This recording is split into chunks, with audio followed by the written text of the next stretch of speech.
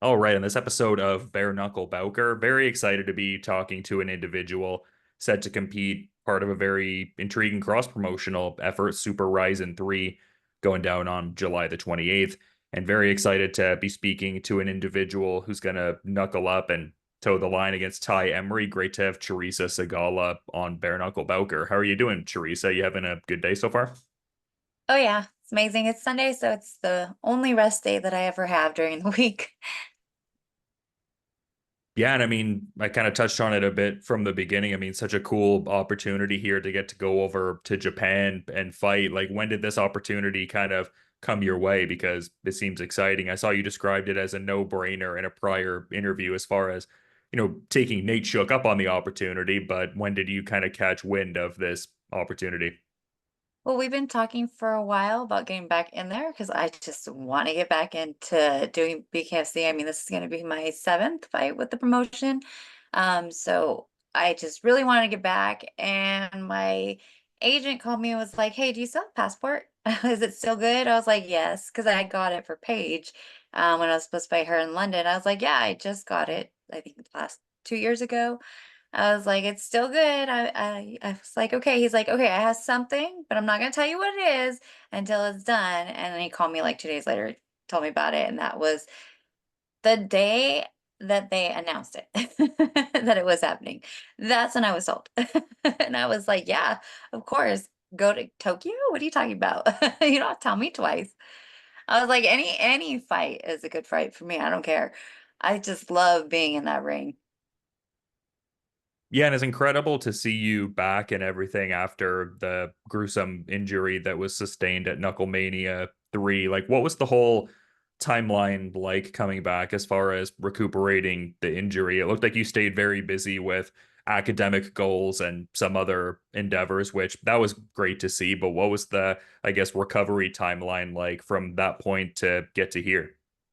I was actually healed.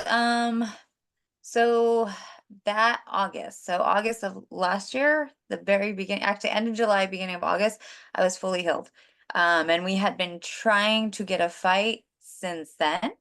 So I've been I was always in school. I was just needing to finish, and I was able to do more classes and get it done quicker because of the injury. So that was the finally getting my bachelor's degrees. I'm still sort of working on getting into a master's program, but because of the fighting and everything else, and I really want that to take center stage, it's sort of gone on the back burner, and I don't mind that. Like, this is my life. This is what I love the most to do, and there's only a small window of time that you can do something like this. I can go back to school after. It's not a big deal. I did it once, I can do it again. So the injury was just regular. It was like, I believe, 3 months total. So it was right away. I think it was within the injury happened the 7th of February. My surgery was the 29th of February because that was a leap year. And then it was just the normal, like, 6 to 8 weeks till you can like start doing stuff, and then it was like 3 months total. But I was walking way before I was supposed to. The doctor knew, but he didn't know. He knew every time I would come in. He's like, "You're walking, huh?" I was like, sure, of course." Yeah, it's one of the curses of going to school and studying things like this already. So you already know, and it's also the being in tune with my body, knowing like when I'm really injured, when something's really hurting. Um, you know, I have a really high tolerance for pain, but I also know when something is hurting and not to do it. So I think I healed a lot faster, and even my doctor said I healed faster because I was able to discern that difference and I was walking on it, because the best way to heal something is to use it. And that's the best way to get the full range of motion. Because even after it was healed, I didn't really have too many problems. It was really the jump rope that was the hardest thing for me to get back to, because it's that jumping motion where you're having to land on it and put a lot more force on it that was a little bit scary for me. Everything else was easy. It was just the jump rope.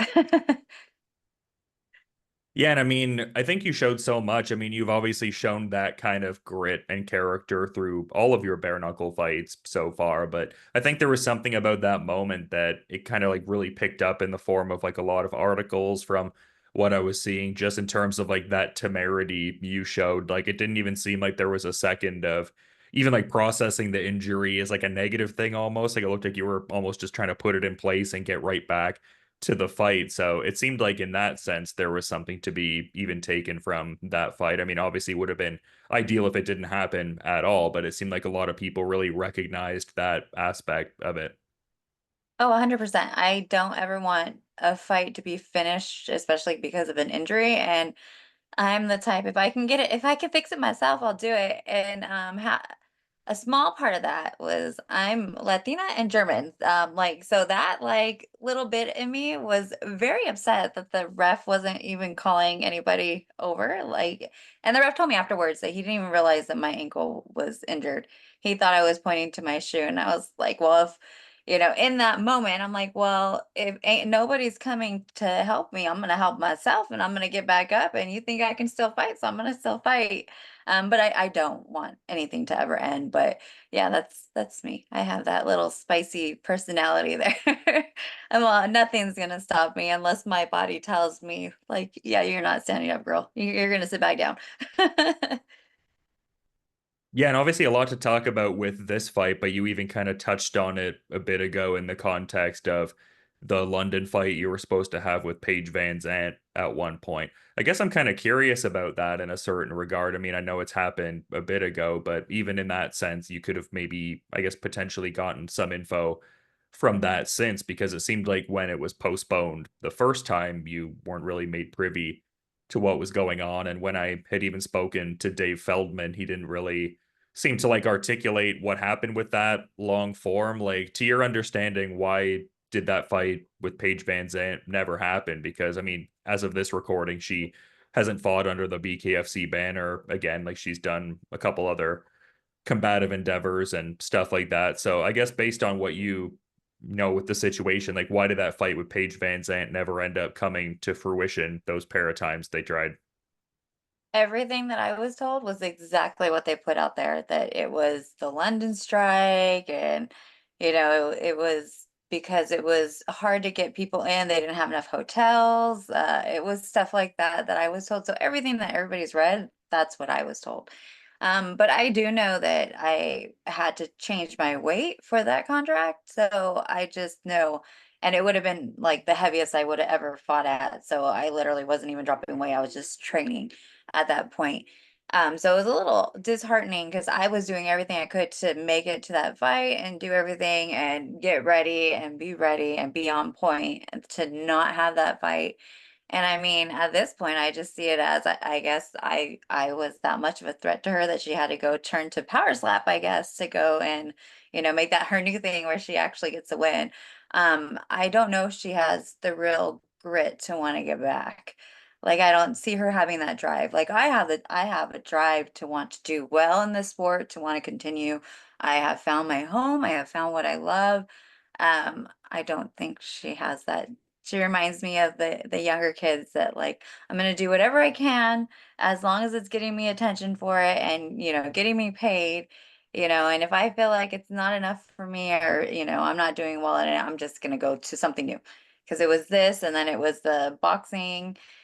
She didn't do well in boxing, and that was against a influencer, and not. I mean, the girl boxes, but she's not a true, like she's never been in the sport of boxing. She came from as an influencer going into the boxing. And yes, she trains with good people, but it's the same thing as having amateurs who step in, and just jump in there. That's basically what you're going against, because she doesn't have a lot of fights, whereas Paige had the background where you would think she would have done better.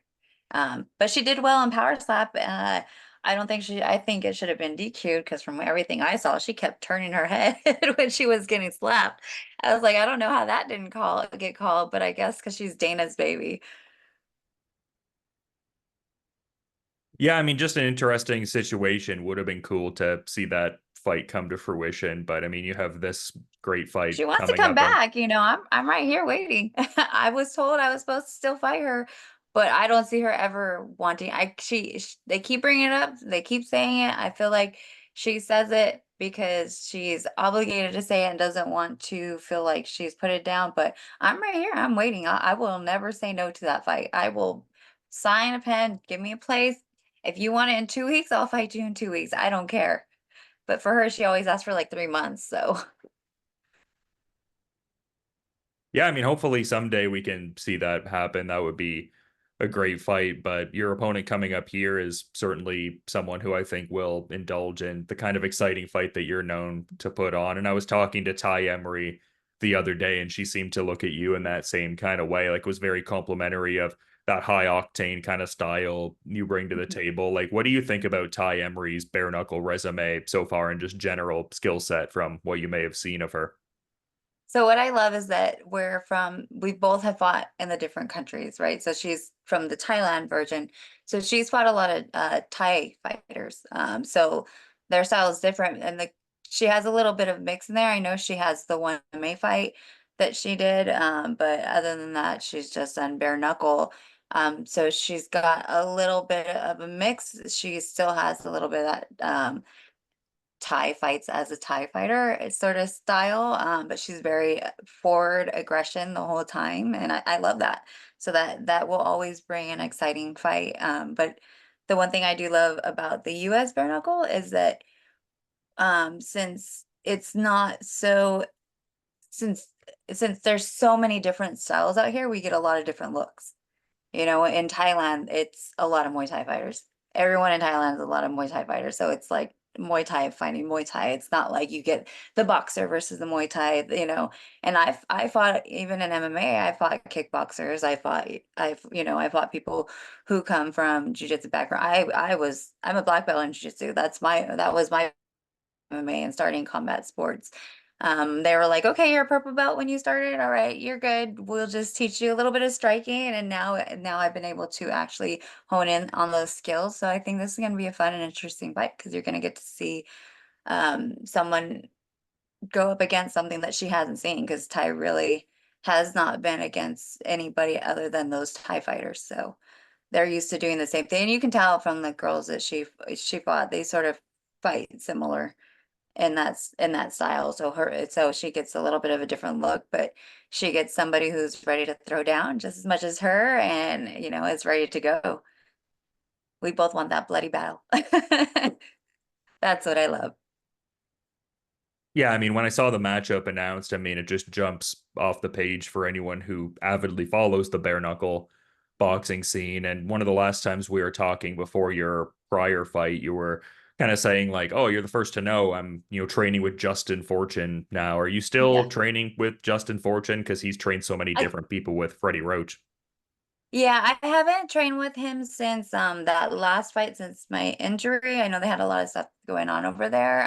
But I'm at a camp that has that P-Town boxing in Paris. It's a lot closer, a lot easier because LA, I was sort of tired also of driving all the way out there. That was like 2 hours there, 2 hours back. It's close to my house, but because of traffic, it takes a long, long time. And I love Fortune, but it's very like when you're in the Hollywood gyms, especially there, you get a lot of Hollywood there.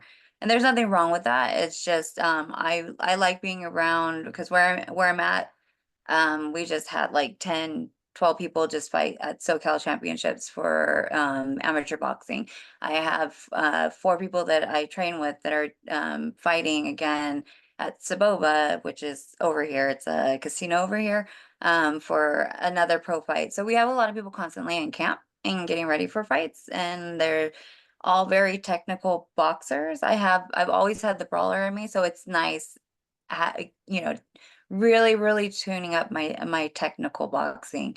That's something that I've always wanted to do. It's something that I never did, when I was in MMA. So it's nice being surrounded by a lot of people that are in that same mindset of always having to be in camp, always getting ready, always training for their next opponent, and Fortune is really smart. I mean, the good thing is, Manny Pacquiao's there. That was who trained with Manny Pacquiao. So he was really good at giving you stuff, but he's one of those OG trainers, and I love training with him. But it's nice being in a camp where it's a bunch of people that are constantly fighting. Yeah, I understand the distinction you're drawing there. It seems like a great spot to be at right now, like you said, like the technical boxing component. And I mean, kind of following off of what you said, you mentioned Manny Pacquiao. Like, how cool is it to be on a card with Manny Pacquiao here? That is amazing. I love it. I have a aunt who's not blood related. She married in to the family. She's actually from the Philippines. And I remember one Christmas, it was one of the times where he was fighting Marquez. And oh my God, that fight, she was just screaming at everybody. All of us were just talking. I was little. All of us were talking and having fun and eating, and she's screaming at the TV, going crazy over Pacquiao. So it's crazy to actually be able to step foot in the same ring that Pacquiao is about to fight in afterwards. That's pretty awesome. To be I don't know if we're doing press conferences or whatever, but just to be on the same fight card as him, it's amazing. He's one of the ones. Marquez was another one. It's just one of those things that it's cool when everything comes, in full circle. You get to actually be on a fight card with somebody that you looked up to. Yeah, it's incredible. And one of the last times we were talking, we'd kind of like touched on the Taylor Starling fight at KnuckleMania you had that stole the show. And I mean, this presents such a unique opportunity to do that. I mean, like I said, there's a bit of gloved boxing, bare knuckle, and MMA on this card. But I mean, I kind of referenced the styles both you and Ty Emery have. I feel like you have another really good opportunity to steal the show again and to do it for a relatively newer kind of audience because they'd only seen, BKFC over in Japan the one prior time with that Tatsuki Shinotsuka fight. So exciting times, it seems like. Yeah, it's a huge crowd. Like I always tune everything out. Like to me, like I don't care if it's five people in the room, if it's 100,000 people in the room, but they're saying like 40,000 people is what they're planning on having at this fight. So it's gonna be amazing to be able to bring it to that many live audience members. Because I was at they were in Pachanga this last Friday. That's close to where I train. It's about it's about another 30 minutes away from where I train at. But I took my son there and we were watching, and I was telling him like to be able to be at the live events where bare knuckle is crazy because just the sounds you hear from that bone on bone hitting. I never realize it when I'm in it, but like being on the outside, I was like, oh, that's so awesome. I love all that stuff. I was like, I don't care if it's the noise because it's coming from my face, but it's cool. And then that fight with Warren Peralta, like that was a crazy KO. I was like, I love to see the energy. And that was, I think they had 6,000 fans at Pachanga. Multiply that by like what that's like almost seven times the amount is gonna be there. So that's gonna be crazy. I think, especially because it's so new for them. They've only seen the boys fight. Um, the ones that fought too, weren't they both debuts? I I think think they were both Marti debuts.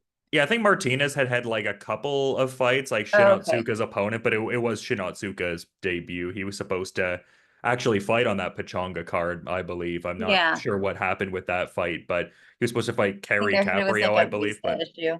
oh, Yeah, okay. I heard. Yeah, it's usually visa stuff. Usually somebody can't come in. But who knows? Yeah, yeah. So this is gonna be crazy because me and Ty, it's first time girls are getting to fight out there. So that's gonna be something extra. And if you know anything about bare knuckle, we all know that most people are most looking forward to watching the girls fight, even though they might have their favorite guys and everybody talks about the men the most. But usually you hear a lot about the female fights because they're usually fast paced. They're usually high output. They're usually, throwing down, which is nothing different than what's going to happen there, and we don't stop. We keep coming. So you might see someone bloody, but they're going to keep going forward and, no quit. So that's even more exciting. You get to have us females representing, and I feel like that's huge. And one of the biggest things for me is that we're representing BKFC, and I'm really proud that I get to be the first to do it. Obviously Ty's gonna be there as well, but the first to be able to bring that to Japan as a female bare knuckle fighter. Yeah, it's an incredible platform and everything like that. And you talk about the dynamics of, the women fighters really bringing it. And I definitely agree with that. And I guess one of the things I kind of wanted to touch on just with your anecdotal experience fighting these people, I mentioned the Starling fight, which is one Mhm. of the great classics in bare knuckle. And you also fought Britain Hart in that first ever 115-pound title fight. Like, what are your thoughts on 3 days Britain Hart? notice. That was Yeah, 3 days. yeah. Yeah, it's amazing. That's why to me, my training partner was Tatiana Suarez when I started MMA, and she is when you train with her, you are her opponent. Like that is how she trains. So to me, coming into bare knuckle, it was like one of those things. Like I don't care who you give me. Like it cannot be worse than training with Tatiana. Like there's nobody who will hit me harder than her, who will do like there's nobody. So coming into BKFC, having people like Starling was, very fast paced, very high output. Neither of us knew what we were getting into when we first started. Neither of us knew how much that would catapult us and put us, because I feel like most people know who we are. They know us, and even like the traction that both of us got on social media for a long time, it was a lot more than even people like Britain Hart who had fought there for a long time. Like you're starting to see her numbers finally go up, So if we're talking on that standpoint, like we really I feel like we were one of the ones that put BKFC on the map. And it was part of that thing because it's like, look, even the girls are ready to throw down.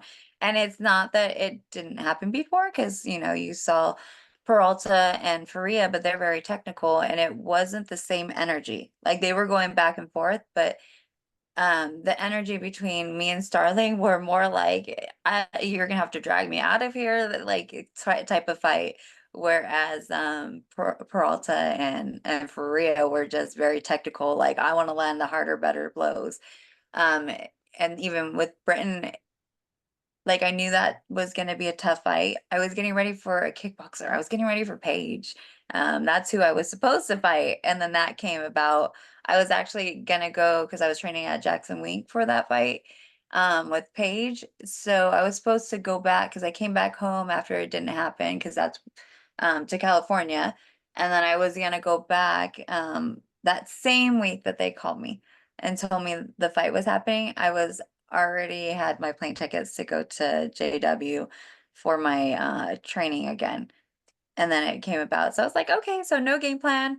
Literally, like we came up with something really quick. I didn't get to train with longer fighters because I was training with Watterson because Watterson beat Paige. And it was obviously they had the kicks and stuff, and there's still a little bit different, but she has some insight as to how Paige works and there. I didn't have that. So it's really exciting. I'd love to get back in there in that title contention and get back in there and actually have a camp with someone like Britain to get ready for her, because um, she's pioneered with Christine, and they started this whole thing with the females, and they're like the OGs. And you have Beck who came back, but she hasn't been here the whole time.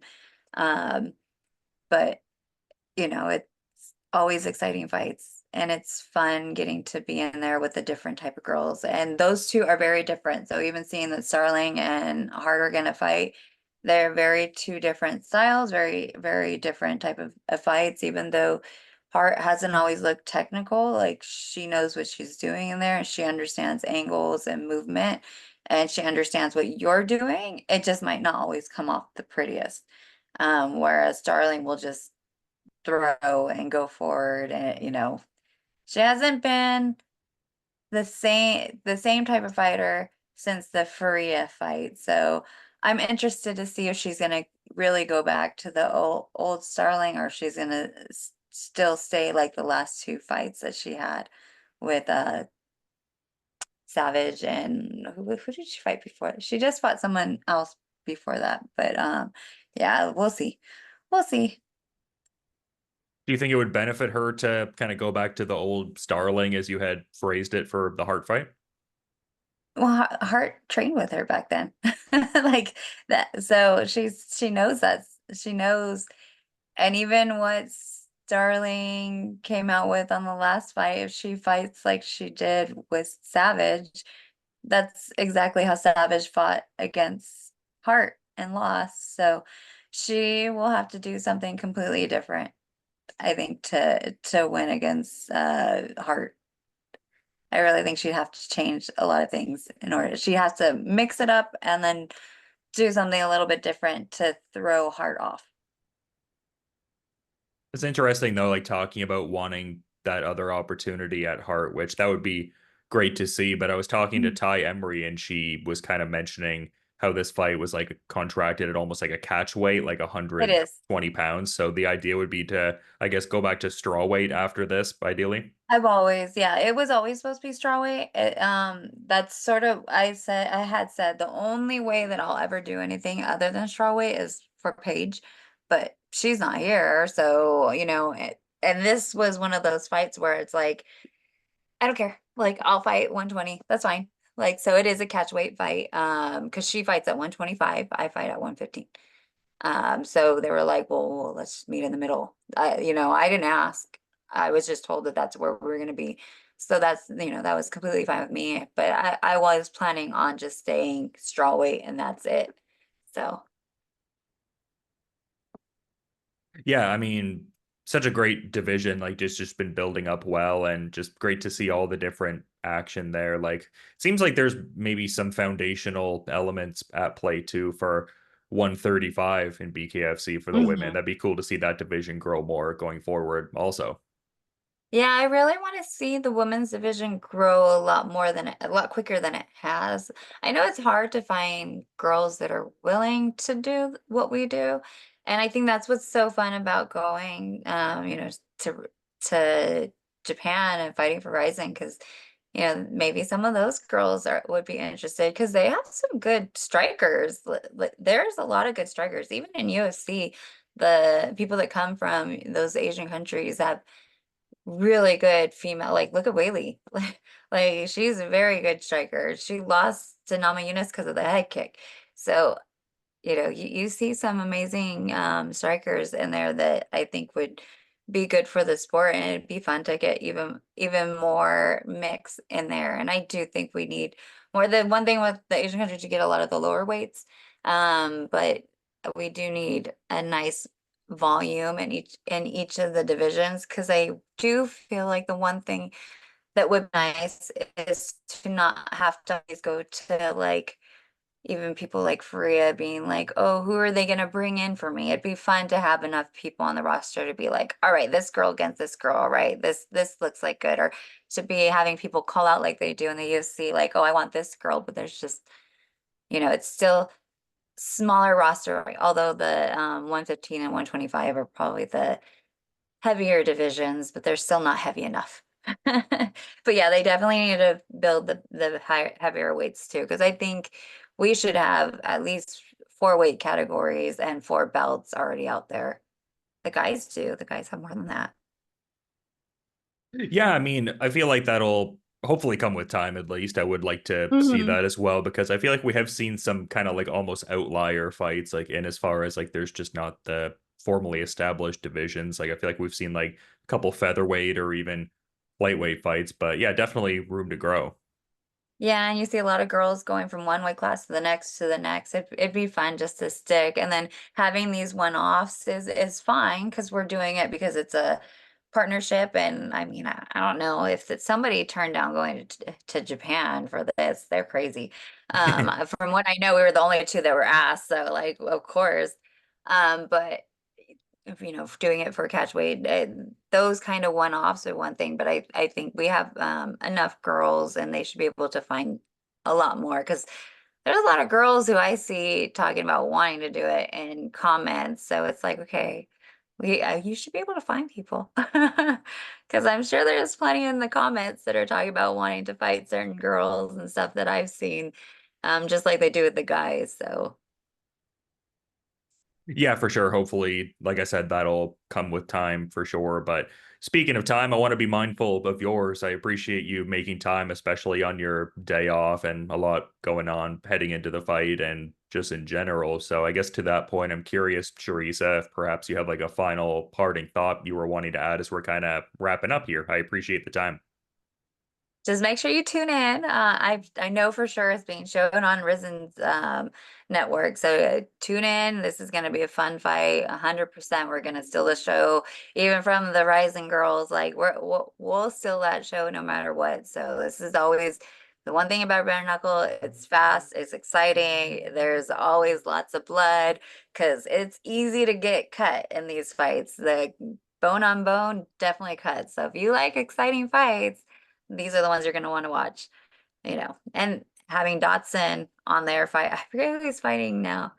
But having Dotson on there as well, that's even bigger. And then Pacquiao after that. So, but we're still going to still, even from them, we're going to steal the show. Yeah, I mean, you've got a great track record for doing that. And this Ty Emery fight, like I was saying before, very exciting. So I'll definitely be tuned into Super RIZIN 3 on July 28th. But thanks so much for coming on, Bare Knuckle Bowker. You enjoy the rest of your night. And yeah, it was great getting to chat a little bit. Thank you. You as well. Have a good one.